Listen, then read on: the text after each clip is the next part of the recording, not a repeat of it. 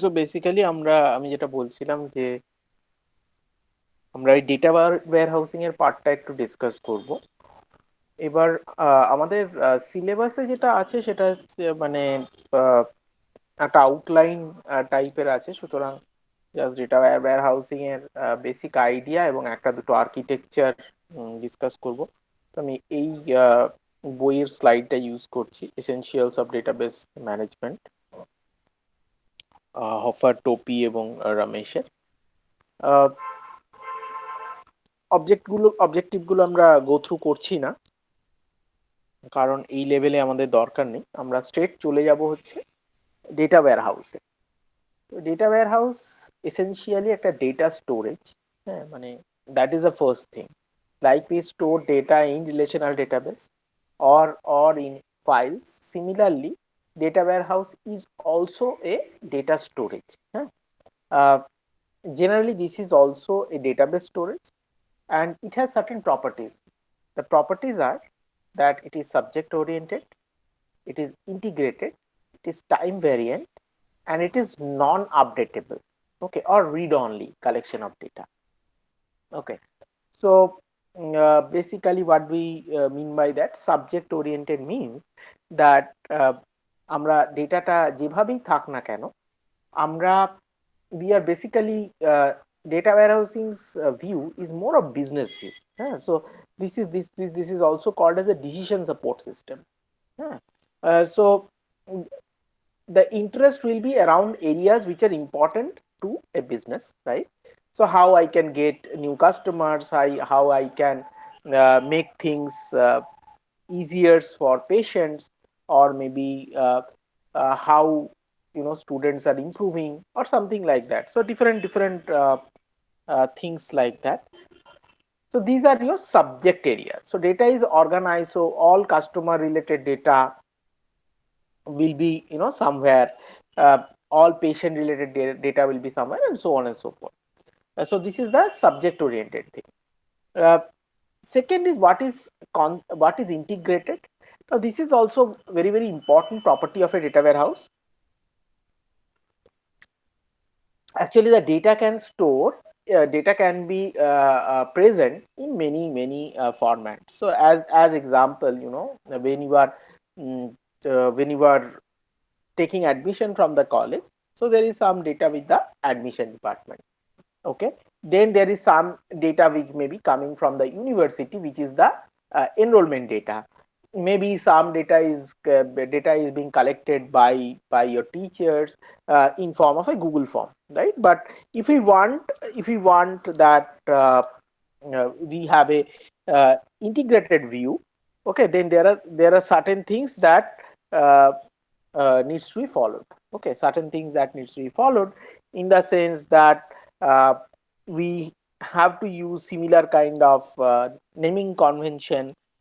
So let's say, so the database that I was talking about, so one of them actually, I will tell you, maybe the university data. So for girl students, you get a data in a Excel format. The boy students, you get a data in another Excel, right? And other case, in admission, maybe what happens is that you have a field gender, which is male and female. But when you are getting the data from university, that is implicit, that okay, whatever is in the male worksheet, the gender is male, and whatever is in the female worksheet, the gender is female. Okay, so this is the implicit understanding. So but the way it is stored is different. So if I want to really do an analysis, okay, if I want to really do an analysis, then I will have to integrate them, and I will have to bring them into same format. Okay, even maybe gender is being stored, one of the sources or one of the file can store it as male female, another can store as 10, another can store as m and f, right? So this type of, so these are called as encoding structures, okay, from multiple data sources. Okay, now what is the meaning of time variant? Time variant simply means that uh, the data warehouse is a uh, it has a lot of historic data. Okay, has a lot of historic data. uh, so as example, it can have last 5 years data, it can have last 10 years data. So if you want to really study a trend, so the across the subject area, so maybe uh, how customers average spending has changed from 1 year to another year, so you can do that because of that. And non-updatable because it is not your operational database. Operational database is which will come in a short while. Okay, so operational database is one which is updated on regular basis. Okay, why we will come in a short while. Now there is also a term which is called as data mart. Okay, so data mart is somewhat limited edition or limited version of data warehouse. So often it is a part of the data warehouse, often it is built on top of data warehouse. The idea is, of course, better decision making, right? Okay, so how we actually came to data warehousing. So basically, earlier, even if the need was understood, need was perceived that there is a need of data warehouse, and data warehouse is often called as a single source of truth. Okay, because there can be many version of the same student patient uh, at different places. Okay, and using data warehousing, you can get the single source of truth, right? So which is the correct data. And uh, how data warehousing has been enabled. So there has been a lot of improvement in database technology, particularly relational database. At the same time, as I said, that it will have a lot of data. So not only that you need to store the data, but the data also needs to be uh, accessed or queried quickly. So for that the mass storage is advanced, and you also had parallel architecture which will allow you to have queries run faster. Okay, and then there was emergence of end user computing with powerful interfaces and tools. So of course, when there is a need, right, when people are able to uh, use the data, then only data warehousing need is more. Advances in middleware. So middleware actually connects allows different databases to be interconnected through some mechanism, right? And one of the also important point was recognition of difference between operational and informational system. So this one also is vital, which probably will spend another 5 minutes in one of the slide. That there is a difference, right? There is a difference between operational system and informational system from many aspects. So already operational systems were in databases. Okay, were already in databases. So we were talking about having another database, right? Another database which is for this decision making purpose. So obviously one question that came at that point of time is that why do we really need another database? Okay, so that's what we are talking about. Okay, so of course, the need of data warehousing was integrated company-wide view of high-quality information. Okay, so high-quality information because you are doing a lot of standardization, you are doing a lot of cleaning. Company-wide view because we said it is integrated, right? So that's why it is a company-wide view is possible. And we have separated the operational information system and data. This is for more for improved performance. Okay. So what is the issue with company wide view? Issue with company wide view meaning that what's the but like if I want to make a data warehouse, right? If I want to standardize, so what are some of the issues? Inconsistent key structures. Key structures means that for any table they are defined by the keys that are present, right? So if the keys are different from one table to another table, right, so then it is a problem. So if we maintain the students with roll number, class roll number in for internal records, and then we don't have the university roll number and university registration number, Then when I try to relate with or try to combine with some results, maybe it will be difficult, right? So the key structure is different. Synonyms meaning that so same, basically same field. So there can be two possibilities. One is that the same field is being used with different meaning, right? So maybe for a marketing department, okay, anyone they are dealing with, they will call them a contact. But for sales, so they are just doing a cold call, right?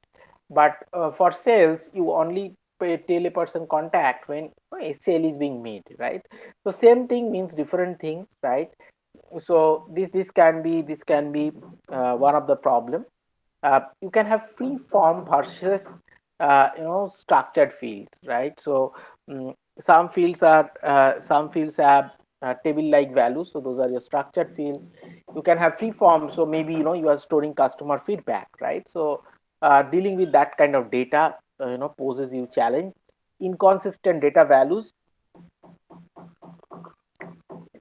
so inconsistent data values can happen because mm, uh, because of multiple reasons, right? Because of multiple reasons. One is that uh, so if you have data across multiple stores, one is updated after 6 months, one is updated about 3 months, right? So then an inconsistency can arise. Missing data is of course a problem, right?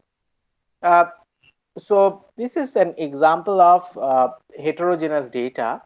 Okay, so you have some data for student, some student data, okay, some student employee, and then student health. Now see, there are, if you look at, so here the name of the field is student number, okay, and here it is student ID. It's all one and the same thing, right?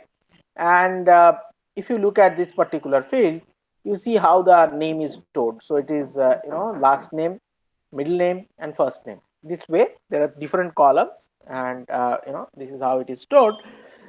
Whereas if you come here, you will see that the student name is stored together. So this is a good example, okay, where by which you can show that how in different sources the data can be in different format, right? And here the ID is in this field, so same column with different name in all other places, right? Okay. So what was the trains for motivating data warehousing? So no single system of records. So no single system of records, meaning, as I said, that I would like to have one place where I get all student related information. And if I have to do that, I will have to do standardization, and I'd not like to combine different tables and come to this view. Multiple systems not synchronized, so that can be in terms of time. And organizations need to analyze activities in a balanced way. Okay, so they want to look at what is happening maybe in a daily level or a weekly level, and of course there are two other things which really got very important. One was customer relationship management. So CRM actually developed as a separate discipline altogether, because it is all about, business is all about retaining customers and getting new customers, right? So for that, customer relationship management is very, very important, right? So just storing the data in the way we want uh, is not going to be conducive for decision making. Okay. Similarly, you have to have a supply relationship management, because if you have big organizations, so there is a very deep involved what you call as the supply chain, right? So you have lot of downstream people who are actually supplying you stuff. So a lot of vendors are there, a lot of suppliers are there, and you need to have a good relationship, because the best deal that you get actually ensures that your product is well sellable. Now let's separate out this operational system and information system.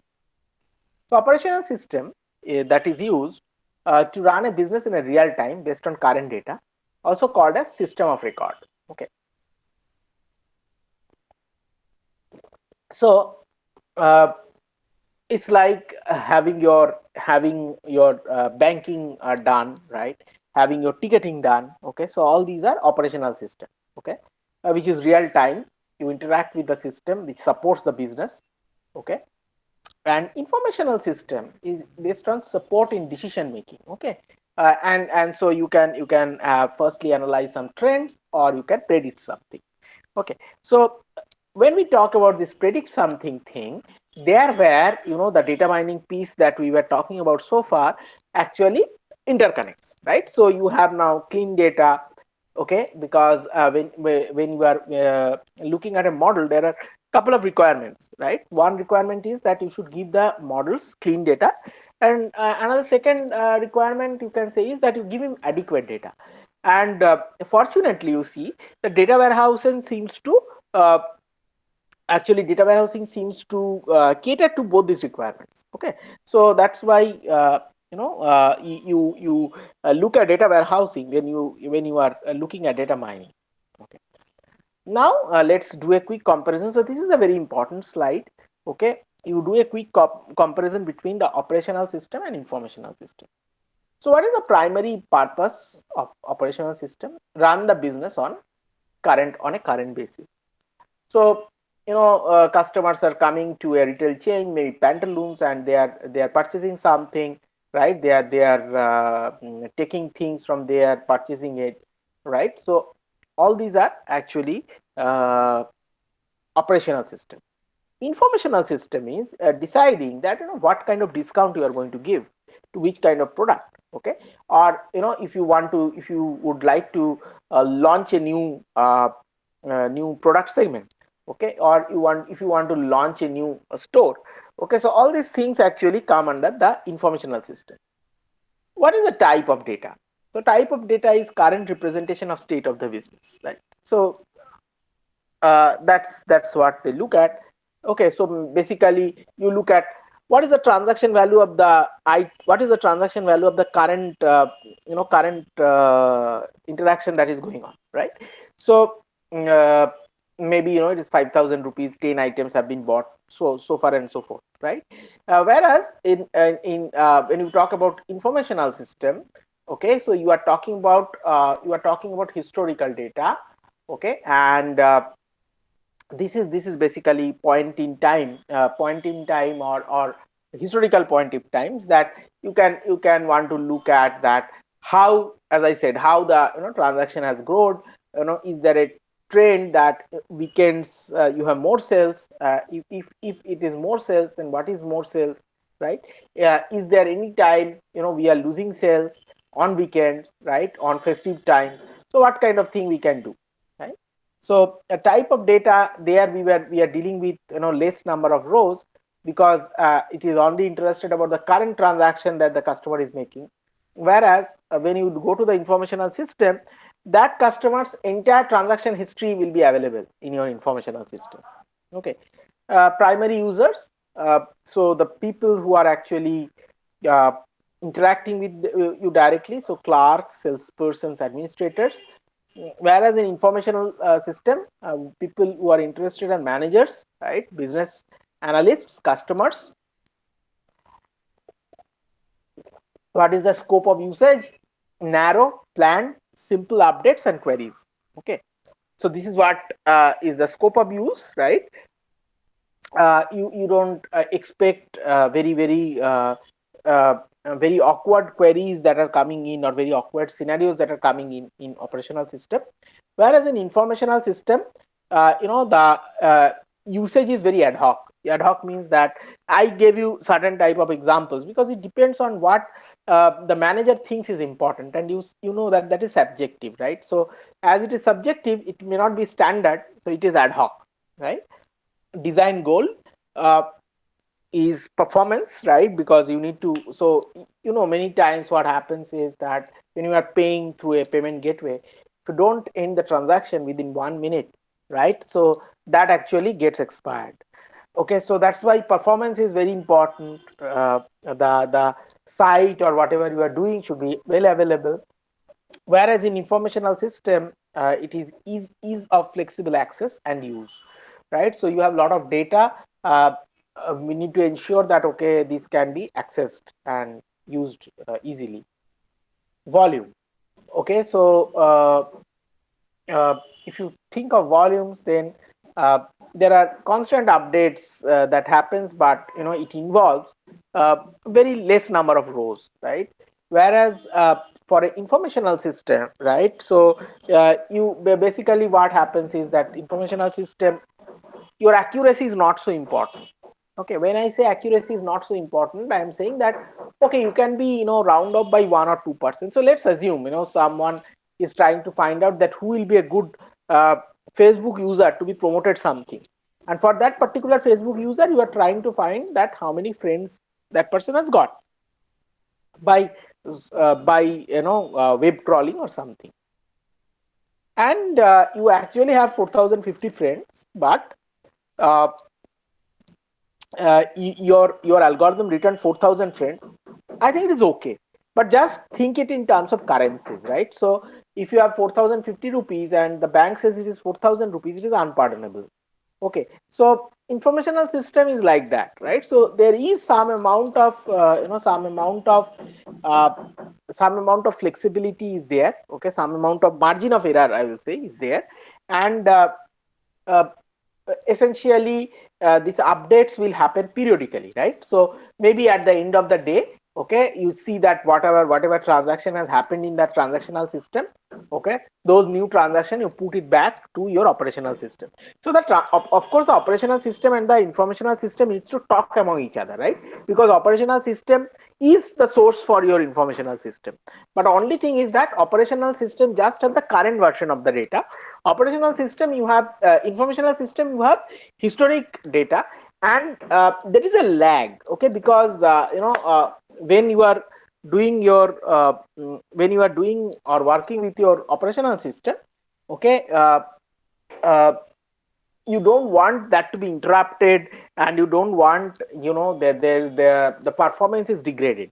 Okay, so that's the reason when like when it is operational, so many times you'll see that even let's say for your WhatsApp in the phone, right? So what happens is it will schedule a backup, right? It will schedule a backup that may be in your phone memory or your Google Drive, but it is late at the night. Why? Because it doesn't want to interrupt the current WhatsApp messaging that you are doing, right? So it wants to pick up a time which is different, right? Which is different from the most active hours. So that happens in case of this periodic batch updates too. Okay, uh, we will quickly look at some of the terminologies. Okay, some of the terminologies here. Okay, all right. So first of all, please understand this thing that you have the structure is something like this, that you will have a source data system. Okay, you will have a source data system, and basically, as I said, that this can be from different areas. So some can be actually database, some can be mainframe system, some can be some kind of external data that you are buying. So it can be internal data, it can be external data. Okay, and then you take it to something called as a staging area. So it may be called in different names also, but the idea is that you get the data from the source, okay, and you do different time of processing. Okay, so you clean it, you you may reconcile it, you may derive something, you do some matching. Okay, you can combine by matching, you can combine, or you can remove duplicates, you can standardize, you can transform, right? And then what you do is you load it in data warehouse. Okay, so now there are a set of tools, very specialized tools, which came about maybe late 1990s, which are called as ETL tools. Okay, so ETL is an acronym. What you essentially trying to tell is that the ETL tools perform three jobs. One is that of extraction from the source. Then you have something called as transformation, and then you load that in the data warehouse. Okay, and data warehouse can be thought as data warehouse, as separate independent data marts, right? Separate independent data marts, like you have separate data marts over here. So all these actually represent data marts, and these are finally consumed by the end layer, okay, for some kind of decision making, right? So this is the entire flow, like how the source sits. So this is what we are talking about, the operational system, and this becomes your informational system. Okay, all right. And you can have, so that is one kind of architecture, okay, where you think the data warehouse is collection of data marts, okay. And another architecture is where you have a enterprise data warehouse. So all other things change, all other things actually remains constant. The only change that happens is here, okay, where you have now a enterprise data warehouse coming in. So it is kind of an integrated database, and on top of that you create data marts. These data marts can be physical data marts or it can be logical data marts. Okay, so what is the meaning of this uh, physical and logical data marts? So physical and logical data marts means that physical means that it has data on its own, right? And logical means that it doesn't have data on its own. So something similar to what you have learned when you have studied view in case of a database, right? So it doesn't have a data on its own. It is just creating some SQL queries. So and give it a name, right? And when you say select star from that view, you actually get automatically the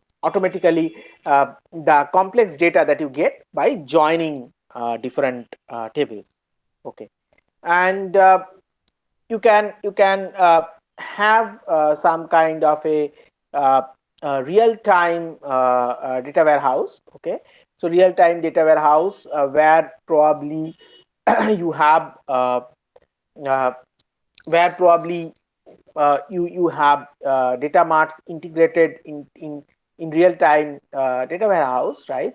So essentially here your focus is your focus is getting the data more quickly out, right? uh, so you see that there is a direct connection between the real time data warehouse and the source system. Okay, okay. uh, so a quick comparison about data warehouse and data mart. So this is also important. Uh, the basic idea, okay, basic idea is go to the subjects. So data warehouse will have multiple subjects, okay, and data marts are generally one central subject. Okay, uh, so number of sources for data marts are also going to be few internal and external sources, and for data warehouse it can be many internal and external sources, right? So data warehouse is the big giant, and data mart is generally one of the piece, okay, one of the piece.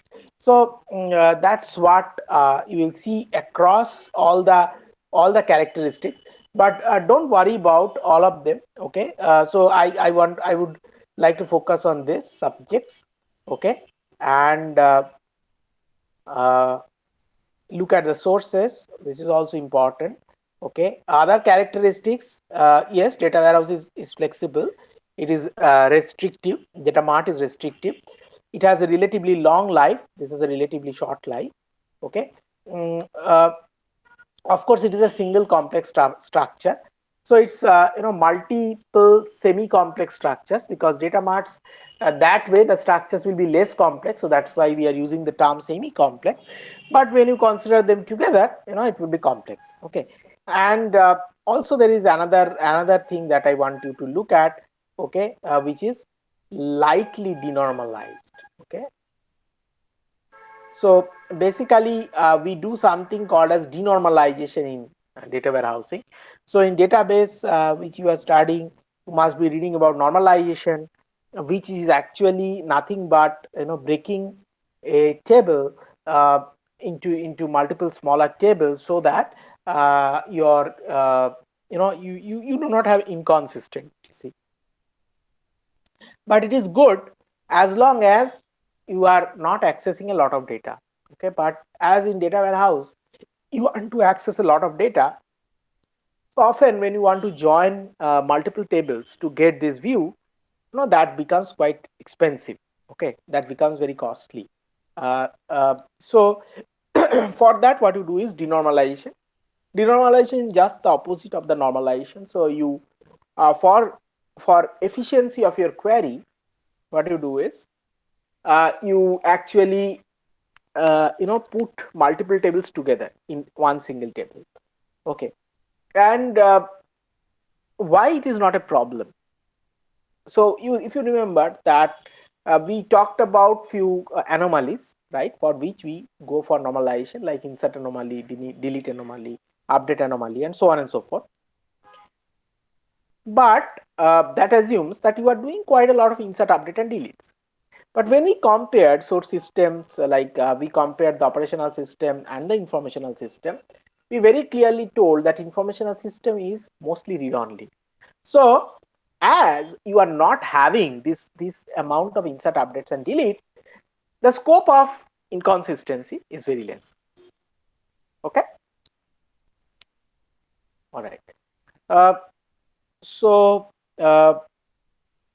let me not take you through all of them. So this is a basic idea that you have an enterprise data model, okay, and then you do some kind of a reconcile data which gets stored into your enterprise data warehouse, where from it can go to a data mart, right? It can go to ADW, okay, and here is your operational data. So so here the focus is also on some amount of metadata.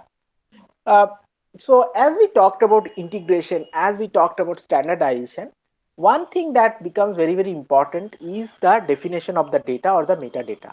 Because if you don't know that in source system what a particular field means, then how you are supposed to standardize that or create a integrated view. So this is quite a lot of challenge, and organizations which give data warehousing solutions, okay, uh, uh, provide a lot of or gives a lot of importance, okay, gives a lot of information importance on this metadata. Okay. uh, all right, so I am not going to talk about this data characteristics. I will quickly go to something else. Yeah. So now basically when you want to store the data in data warehouse, as I said that it is a kind of a denormalized structure. Okay. So you see that this is how you store data.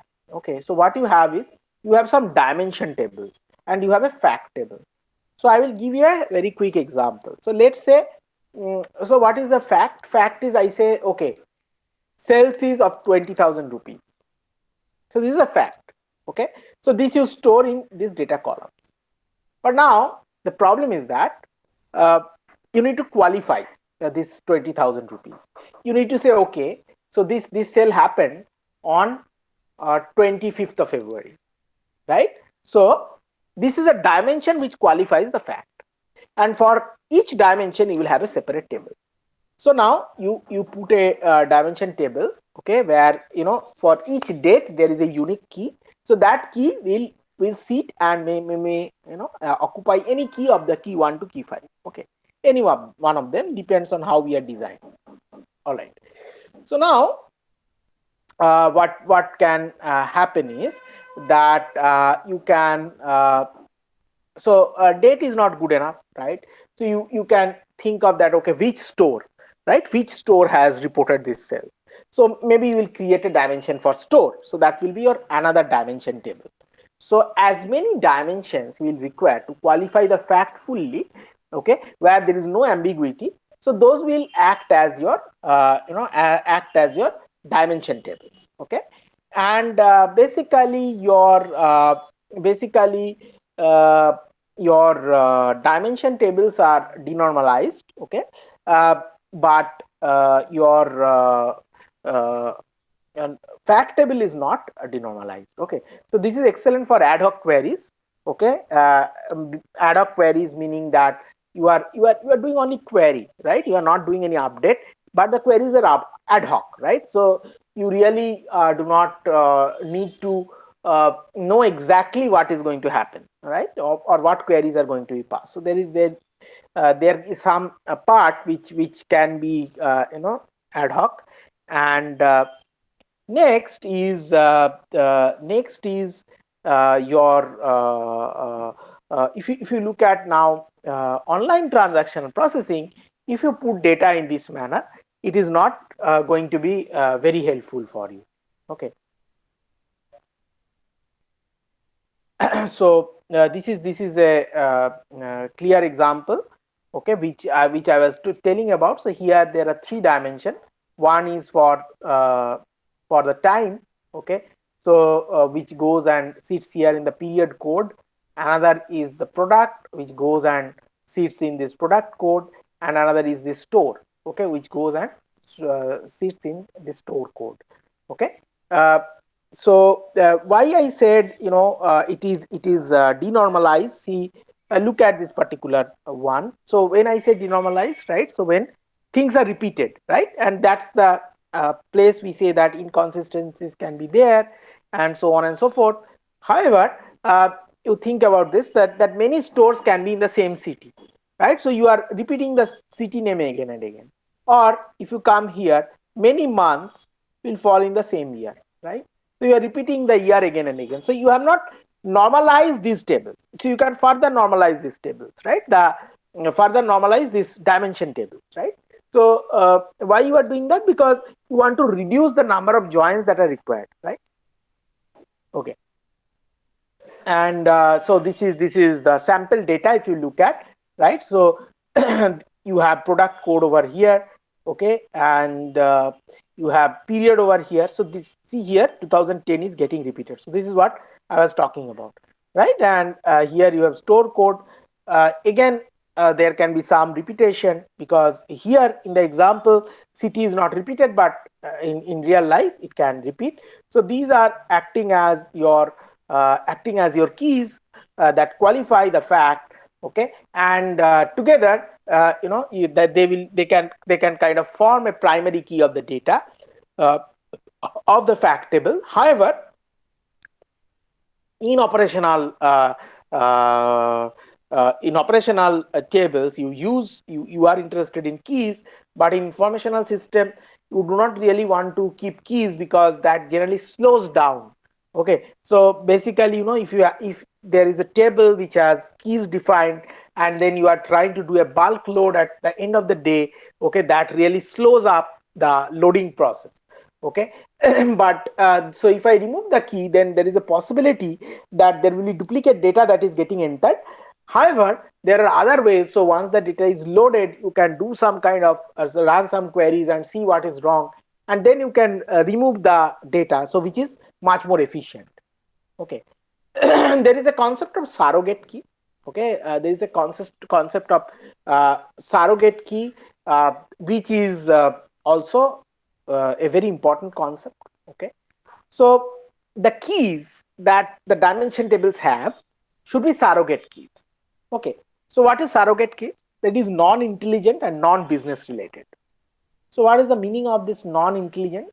Okay, so non-intelligent means that it should not have multiple parts, or you know uh, let's say your uh, car's nameplate, right? So it will start with the state, and then there is something maybe for the type of the vehicle, then maybe year of registration, and so on and so forth, right? So this is called as a intelligent key, because there are a lot of information that you can find out from the key. Okay. uh, and if it is a business key is like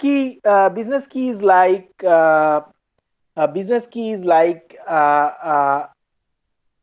you know uh, maybe something that you are using, maybe product id that is there. But a lot of time what happens is that some change happens, right? Some change happens. It may be in terms of that you earlier was storing it in a 3-digit format. Now you want to store it in a 5-digit format, right? Or it was earlier alphanumeric. Now you want to go to a numeric format. That can be because of expansion. That can be because of merger between multiple entities.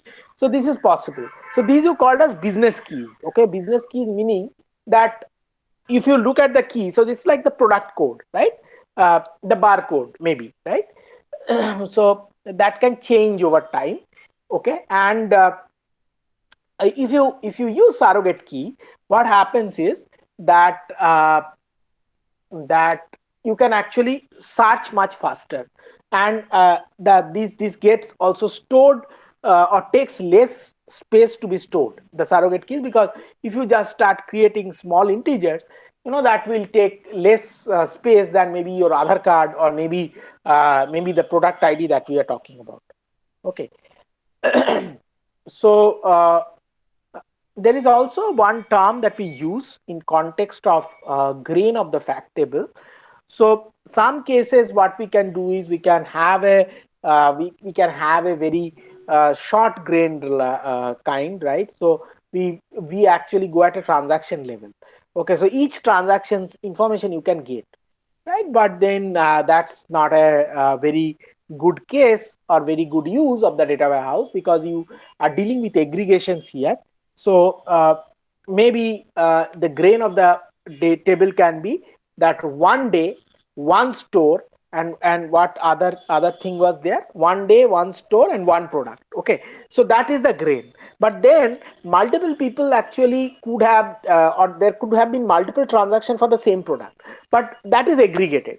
When I'm coming to the data warehouse, I can only get information at a product, at a day, and at a product, at a day, and for that particular store, right? So all these three information are required, and it is aggregated at that level. Okay. All right. So let me now uh, quickly see if anything else I will talk about.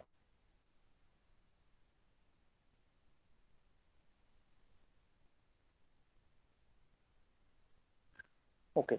So I will just talk about one last thing, okay, which is called as slowly changing dimension. Uh, so we talked about dimension tables, right?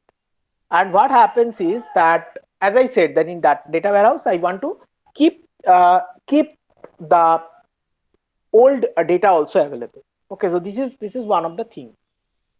So uh, let's say that a person was earlier a student, okay, customer who was earlier a student, now he got a job, right? And there is a status where it says that employment status, and earlier it was student, now maybe he is in service. So this is a change that will happen. The operational system is updated. Now what happens to the informational system? The informational system can directly update like the way that has happened uh, your uh, in your operational data. Okay, so that is called as type 1 approach of handling slowly changing dimension. Okay, type 3 says that uh, you kind of add multiple columns, right? You add multiple columns, and you say that old value was old value was a student, and now it is in service. Okay, and you can have multiple such values, right? So this is called as type 3. So type 1 actually doesn't have the history. Type 3 and type 2 has history. Type 3 deals history by storing in columns. Type 2 deals with history by storing in rows. Okay, so this is the basic difference. Okay, this is the basic difference. Now when I talk about when I talk about rows, what I'm doing is I'm creating new key. Okay, I'm creating new key. And what is the why I want to do that? You might be very surprised that okay, that person has got a job, and it's updated in the operational system. So why we are worried so much? Why we are worried so much, and we would really want to store, this person has got a job now? The reason is that if it is a if it is one of the e-commerce companies, maybe now your spending pattern will change, right? So I want to differentiate that customer's history now, that his behavior, his purchasing behavior as a student, and his purchasing behavior when he is employed, right? So that is the purpose. You want to create a separate key. Okay, you want to create a separate key and store it separately. Okay, so I think that's all I want to discuss today. Okay, so what I will do is I will give a very quick summarization, okay, of this. Just 1 minute, let me